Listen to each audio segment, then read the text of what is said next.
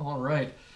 Hello, everyone, and welcome one final time to my series of Saint Francis of Assisi, a biography by Omer Englebert. I looked at the remaining pages I have, and I think I can fit it in one final clip. So this will be part 4 of 4. So to jump right into it, I ended our last video with the fact that Francis did have, despair for a time. And it was basically the anguish of dealing with conflict within the order. So it wasn't the hunger, it wasn't demons or anything like that. It was just man-made conflict. And I think that makes a lot of sense. So I promised I'd provide an answer to that problem today. And that's page 266.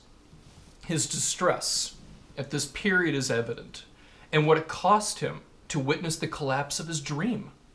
This martyrdom was prolonged up to Rome's approval of the rule. God then made this obedient son of the church realize that his role as founder was definitely over. "Poor little man," said our Lord to him, "why are you so sad? Is not your order my order? Is it not I who am its chief shepherd? Cease to be afflicted then, and take care rather of your own salvation." To this man stumbling in the night, distressed at no longer knowing God's will, these words brought back the light. "Do what you will," he said. "I am no longer obligated to do anything except pray for my friars and give them a good example." The biographers relate to the way in which this great temptation ended. One day when the saint was praying in tears, crushed by the weight of his responsibility and grief, a voice was heard saying, "Francis, if you had faith like a grain of mustard seed, you would say to this mountain, 'Be removed,' and it would obey you." "What mountain, Lord?" asked Francis. "The mountain of thy temptation," continued the voice. "Lord, let it be done to me according to your word." And at once the temptation vanished. And thereafter the conscience of the little poor man was limpid and calm once more like a fair lake. And a great peace again filled his soul. That's a difficult story for me to paraphrase. I wanted to kind of read the whole page, but if I had to paraphrase it, God let Francis know that he could let down the burden of leading his friars. That was a part of his life that would come and go. Parts of his life he would never let go. He would never let go of his faith. He would never let go of his love for Lady Poverty, for doing good. All of that he would take to his dying breath. There are some things in our life that we need to let go of. And for Francis, it was the role of being a leader for his friars. He did great work earlier in his life, but there came a time where he had to let go of the order and let it go about in its own way for good or for ill. And people struggle with this all the time. This idea of, how do I regain my confidence? How do I conquer despair and doubt? I mean, just today, I was talking with someone in the reception room at my church, where we had enough space between us. And she asked me, I was actually thinking of this book as we were talking. She looked me in the eye and said, "Father Justin, I've been dealing with this difficulty for 10 years. How do I regain my faith? How do I regain my confidence in God and myself and all of that?" And doing my best to give her the spirit of that page that I read, because obviously reading it word for word probably wouldn't have helped her. We need to let go of the things in life that are just beyond our control and not of consequence to our spiritual salvation.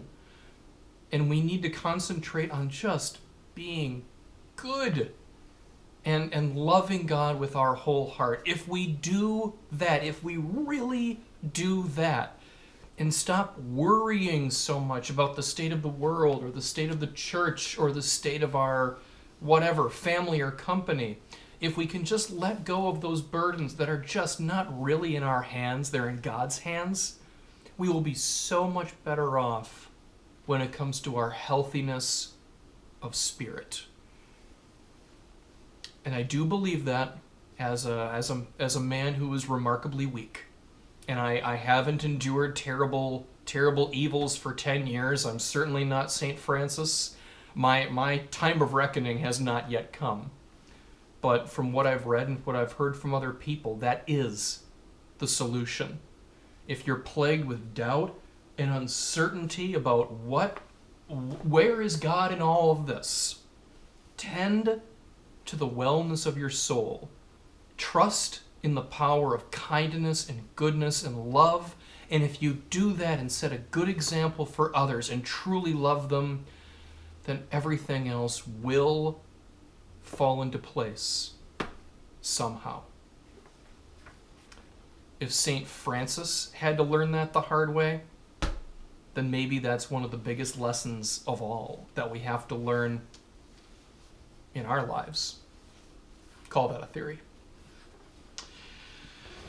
So moving on, so he's got that sense of peace. And then we have the stigmata. Saint Francis, of course, is one of the more famous receivers of the stigmata. And Brother Leo couldn't find Francis in the hut one day. Pardon me, this is page 280. He found Francis in ecstasy conversing with someone invisible. "Who are you?" the saint said. "And who am I, your miserable and useless servant?" And Leo saw a ball of fire descend from heaven and return almost immediately. And then skipping one page over, it was on this day, September 14th, 1224, that the miracle of the stigmata took place. From the heights of heaven, a seraphim with 6 wings of flame flew swiftly down. He bore the likeness of a man nailed to a cross. It was Christ himself who had assumed this form to manifest himself to the saint. He fixed his gaze upon Francis, then left him, after imprinting the miraculous stigmata of the crucifixion on his flesh. Gotta turn the page there. The stigmata never disappeared, and a number of persons were able to see them. And the little poor man now experienced an increase of mysterious inner torment. No doubt, he also continued to suffer from the betrayal of some of his sons, but his soul was overflowing nonetheless with happiness and serenity. So why? Why do some people get the stigmata, like Saint Francis or Padre Pio? Well, right here on page 289, Saint Francis cried out to God, who seemed to have forsaken him, and it was then that a familiar voice was heard.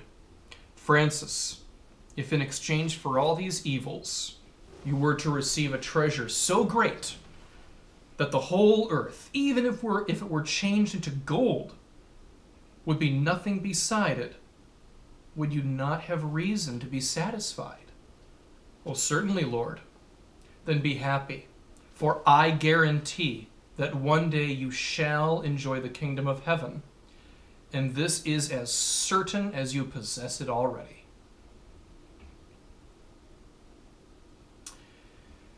And this was the day, having that vision, that he wrote the Canticle of Brothers Son. And it says right here, this malefic night, this night of difficulty and pain, inspired Saint Francis with the most optimistic song ever to spring from a human heart. And I think it's very notable that when Francis is suffering physically and spiritually, he's sharing in the suffering of Christ for the sake of the salvation of the world. It is then, in the pit of his suffering, that he writes a song that is so joyful and so optimistic, it will never be forgotten in history. So Francis blessed his fruitful and beautiful existence. He blessed all nature and life, victorious over death and evil. He blessed the sun that illumines man's joys and sorrows, his struggles and triumphs. He blessed the earth where man may merit heaven, and he thanked God for having created him. I won't read directly here, but I'll just let you know he did write a stanza in honor of Sister Death. So he gave thanks for everything. And my very last little page right here, two last pages on his death. The little poor man on page 312 was settled in a hut a few feet from the chapel. This wooden solitude, so often visited by the Spirit of God, assuredly supplied an appropriate setting for his death, a death of radiant beauty. Francis took leave of the world with the same simplicity and courtesy that had marked every act of his life, and he forgot nothing. His sons and daughters, the places he loved, the lady of his thoughts, all living creatures, his brothers who had been so close to him, all shared in his farewells and blessings.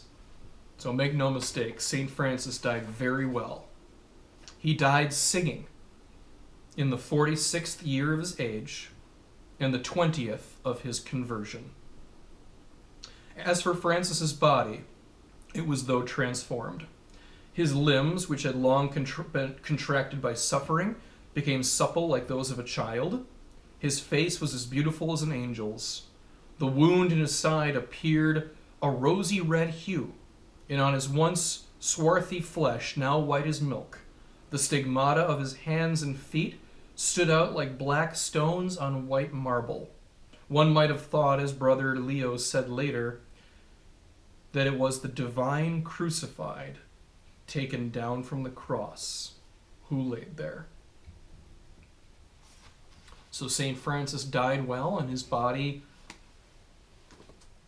it almost reflected the beauty of Christ, who died for us all. And that is essentially the final gift that St. Francis left us in his life. Not to mention, of course, his legacy, all the wonderful Franciscan friars that continue to aid us and protect the Holy Land. And there was so much in this book I didn't have time for. I didn't talk about his mission to the Holy Land, and the respect that he showed Muslims. I didn't talk about his relationship with St. Clare. Plenty of information that's worthwhile. So if you have any interest, this is a worthy book, to read yourselves. And if you don't have time for that, and if you just want to use these videos as an opportunity to impress your Catholic friends at a dinner party with, anecdotes about St. Francis, hey, I'm sure God will understand. But his life was so rich and so incredibly devoted to God. There is so much we have to teach, and that's why I wanted to do this series of videos. His life is not outdated. When we read about his life, we're not reading about an ancient piece of history that has no bearing on us as modern people or even modern Catholics.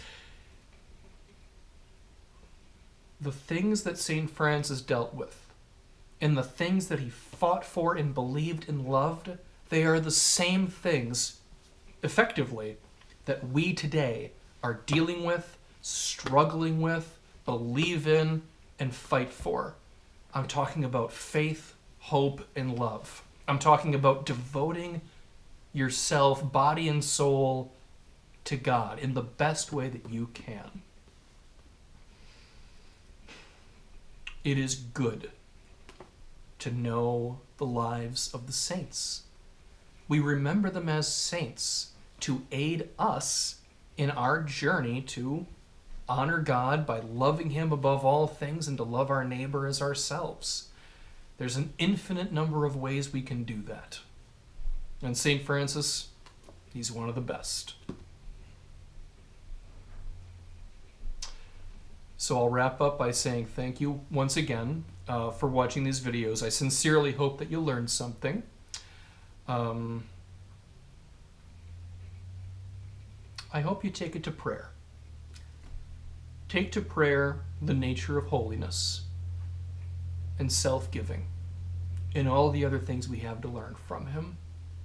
And may it somehow aid your spiritual journey and your dedication to one another. God bless, and continue to stay safe, please.